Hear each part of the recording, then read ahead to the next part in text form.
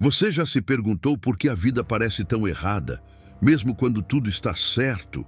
Existe uma dor, um vazio, uma confusão que atravessa todas as gerações, e a resposta não está no agora, está no Éden. O que realmente aconteceu naquele jardim mudou o destino da humanidade, e o seu também. Você herdou uma cicatriz invisível, mas existe um caminho de volta. E se você não entender esse mistério, corre o risco de viver preso em ciclos que nunca terminam.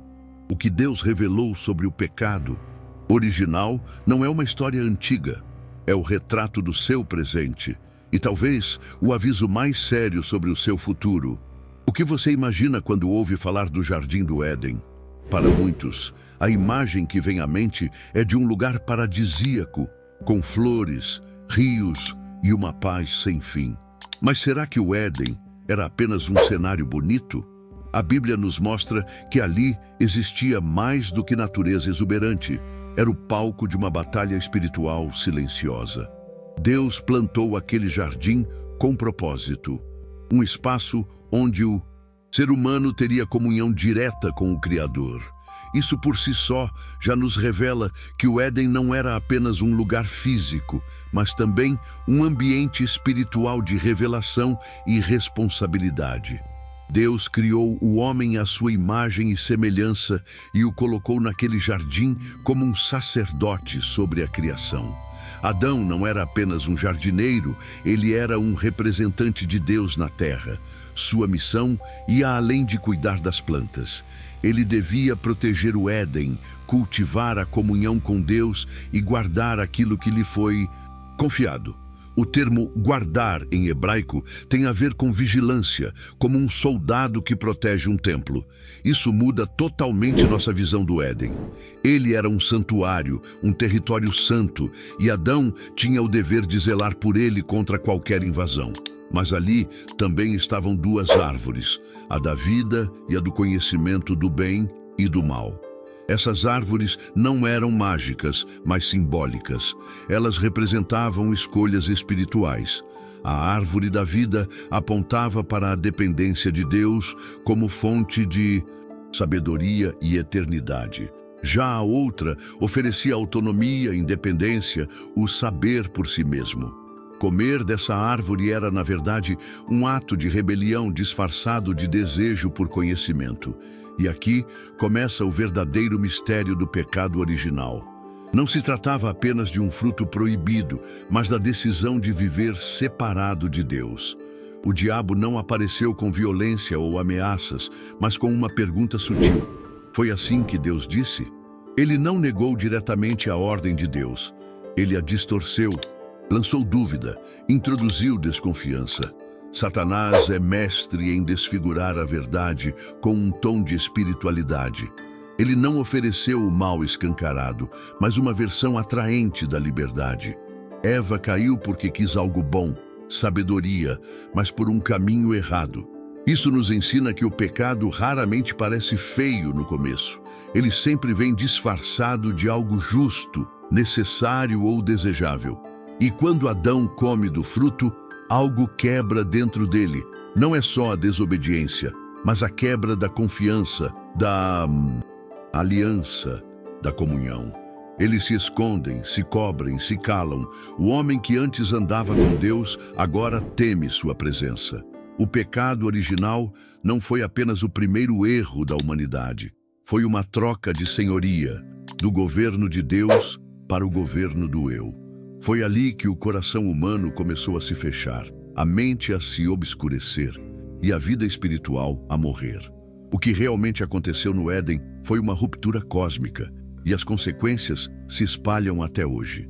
Muitas pessoas pensam que a consequência do pecado original foi apenas a expulsão do Jardim do Éden. Mas o que aconteceu naquele momento vai muito além da perda de um lugar físico. O pecado abriu uma fissura espiritual que separou a humanidade de Deus. Foi como se uma rachadura se abrisse entre o céu e a terra. A comunhão perfeita foi quebrada e o homem passou a viver por conta própria, guiado pela própria razão, desejos e medos. O resultado disso? Um afastamento interior que ainda hoje sentimos, aquela sensação de vazio que nada preenche, aquela inquietação silenciosa que nem o sucesso, nem o prazer, nem as conquistas conseguem silenciar. A primeira consequência visível foi o medo. Adão se escondeu. Aquele que antes caminhava livremente com Deus, agora tenta se ocultar. O pecado gera vergonha, mas também gera fuga, não apenas de Deus, mas de si mesmo. A identidade que vinha da comunhão com o Criador se desfez. O homem passou a olhar para si mesmo com olhos acusadores, e o reflexo disso é que ele também passou a culpar o outro. Adão culpa Eva, Eva culpa a serpente. Começa ali o ciclo de vitimismo, autoproteção e divisão nos relacionamentos. O pecado original desorganizou não apenas o mundo espiritual, mas também o mundo emocional e social do ser humano. Mas existe algo ainda mais profundo: a corrupção da natureza humana. O coração do homem se inclinou para o egoísmo, a desobediência e a autossuficiência. Romanos 5 diz que por um só homem entrou o pecado no mundo, e pelo pecado a morte. Isso não significa apenas morte física, mas a morte da sensibilidade espiritual. O homem perde o discernimento do que é sagrado. A mente é obscurecida, o espírito é dessensibilizado, a vontade se torna escrava dos próprios impulsos. E o mais trágico é que essa nova condição foi passada de geração em geração, como uma herança espiritual corrompida que ninguém consegue remover por si só. As consequências do pecado original também afetaram a criação. Deus amaldiçoa a terra por causa do homem. A natureza, antes aliada do ser humano, se torna hostil. O trabalho passa a ser árduo. A mulher sente dor para dar à luz. A criação geme, como diz o apóstolo Paulo em Romanos 8, esperando ser liberta da corrupção que o pecado trouxe. Tudo isso revela que o Éden era o equilíbrio perfeito entre céu e terra. Quando esse equilíbrio foi rompido, toda a ordem da criação foi afetada. Por isso vemos sofrimento, violência, desastres naturais e confusão. O mundo está ferido porque a fonte da vida foi trocada pela ilusão da independência. E por fim, a consequência mais trágica: o distanciamento do propósito eterno. O pecado não apenas nos afastou de Deus, mas também nos desviou do nosso destino. O ser humano foi criado para refletir a glória de Deus, mas agora vive buscando glórias próprias, identidades alternativas, caminhos de autorrealização que só geram mais frustração. O Éden não era apenas um jardim, era o lugar onde o homem sabia quem era, de onde vinha e para onde ia. O pecado apagou esse mapa e, até hoje, muitos vivem tentando se encontrar, sem saber que o caminho de volta começa pela cruz, onde o novo Éden foi inaugurado em Cristo. Muitas pessoas tratam a serpente do Éden como uma figura simbólica ou até como um conto mitológico, mas a Bíblia deixa claro que ali estava uma entidade real, espiritual e inteligente, Satanás, disfarçado como serpente, agindo com astúcia. Ele não precisou gritar, nem demonstrar poder. Bastou uma pergunta. Foi isso mesmo que Deus disse? Com uma simples distorção da verdade, ele abriu espaço para a dúvida, o relativismo e a rebeldia. Esse método não mudou com o tempo. O mesmo engano que paralisou Eva continua agindo hoje com uma roupagem moderna, sofisticada e aparentemente inofensiva. O grande trunfo da serpente foi fazer Eva olhar para o fruto com outros olhos. A Bíblia diz que ela viu que a árvore era boa para comer, agradável aos olhos e desejável para dar entendimento. Isso revela a força da tentação. Não é algo que parece errado, mas algo que parece bom demais para ser recusado. A estratégia do inimigo é sedutora. Ele não destrói diretamente, ele oferece atalhos. Ele sabe que o coração humano, sem comunhão com Deus, se atrai facilmente por promessas de autonomia, poder e liberdade. A queda começa quando paramos de confiar no que Deus disse e passamos a confiar no que sentimos ou desejamos. Hoje, o mesmo espírito da serpente age de forma sutil. Ele fala através de filosofias, ideologias, influenciadores, narrativas culturais e até de teologias distorcidas. Ele nos faz acreditar que podemos ser como Deus, donos do certo e errado, senhores de nossa verdade, livres de qualquer autoridade espiritual. A serpente não quer apenas nos fazer pecar. Ela quer nos fazer duvidar do caráter de Deus. Se o inimigo conseguir nos convencer de que Deus está nos privando de algo bom, o restante do engano acontece naturalmente. Essa foi sua estratégia no Éden e ainda é sua principal arma no século XXI. A serpente não foi vencida com raciocínio lógico. Eva tentou dialogar com o inimigo e perdeu. Isso nos mostra que não vencemos o engano com argumentos humanos, mas com obediência e confiança absoluta na palavra de Deus. Jesus, no deserto, enfrentou o mesmo tentador, mas respondeu com "está escrito". Onde Eva caiu, Cristo venceu.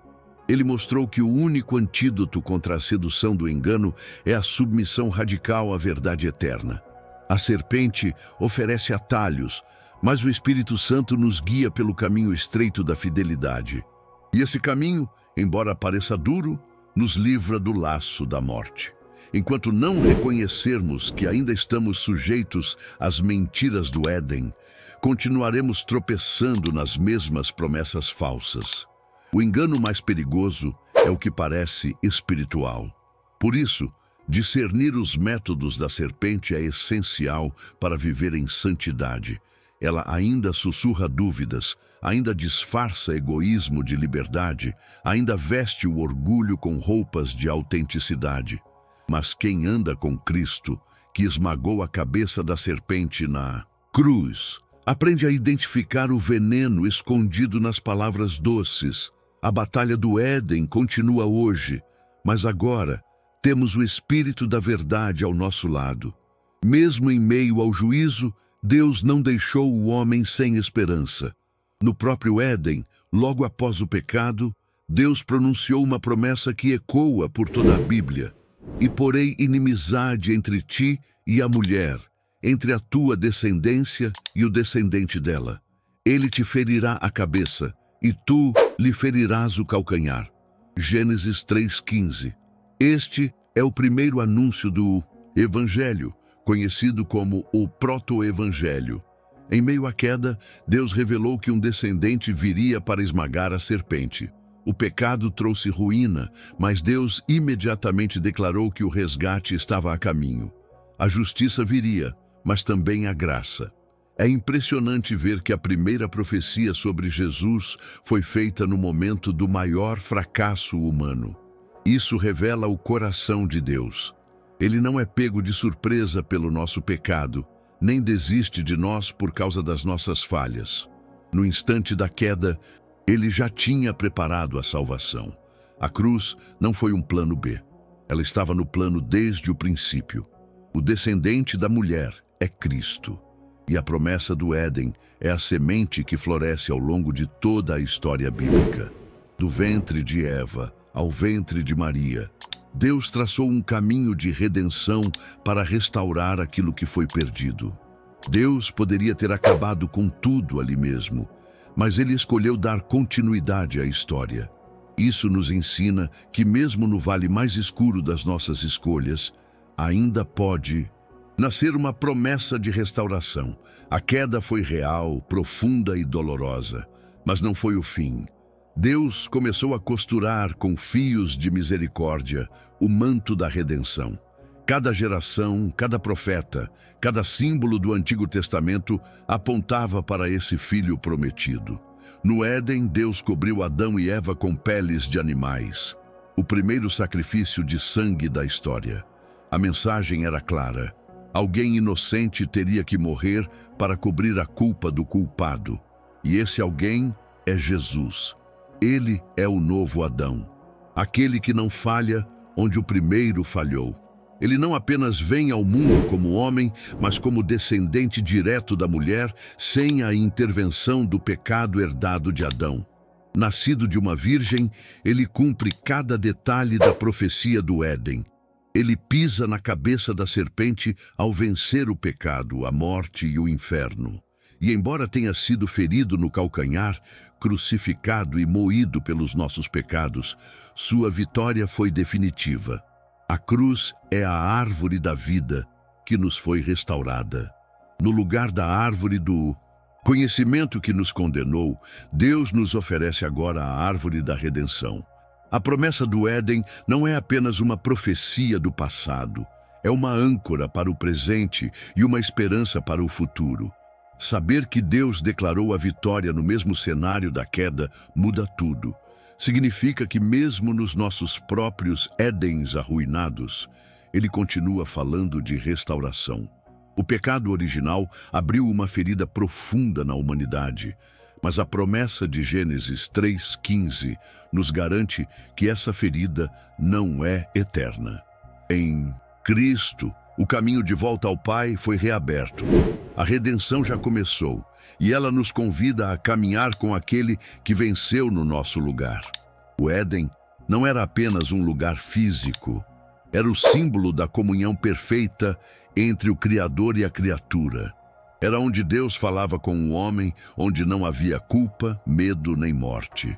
A grande mensagem do Evangelho é que em Cristo esse caminho foi reaberto. A cruz é a ponte entre o Éden perdido e o reino restaurado. Jesus é o novo caminho, a nova árvore da vida, o novo jardim onde Deus habita com o homem.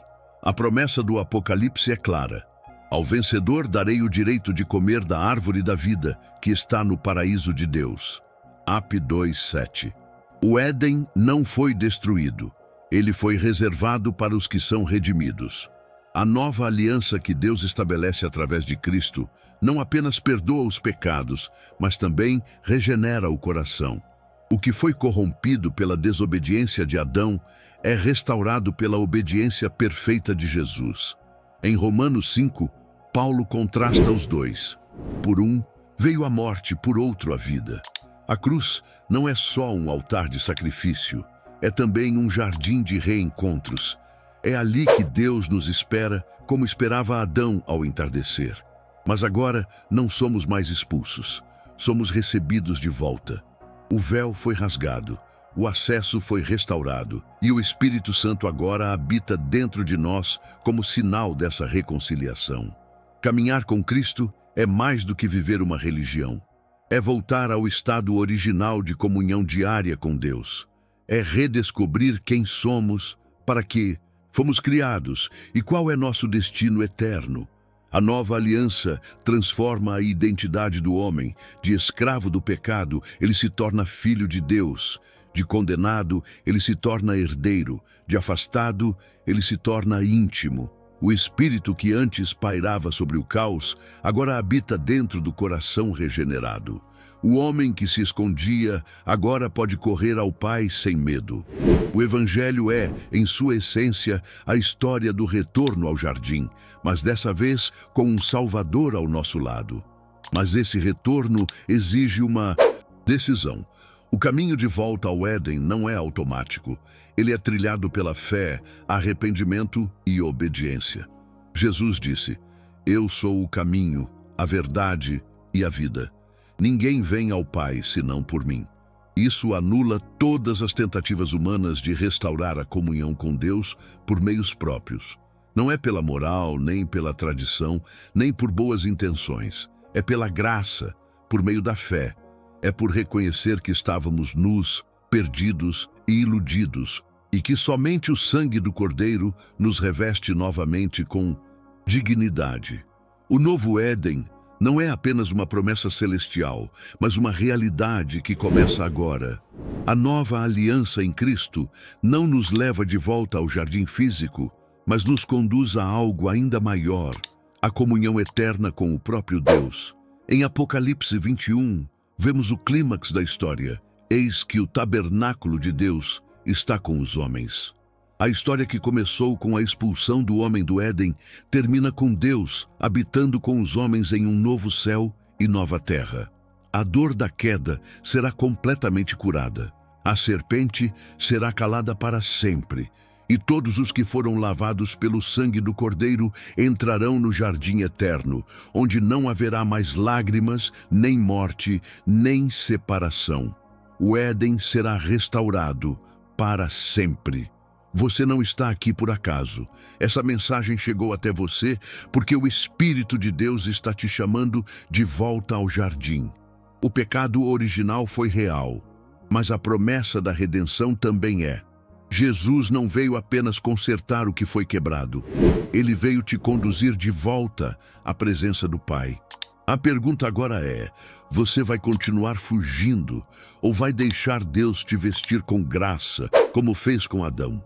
Está na hora de parar de se esconder. O caminho já foi aberto e talvez essa seja a sua última chance de voltar ao Éden.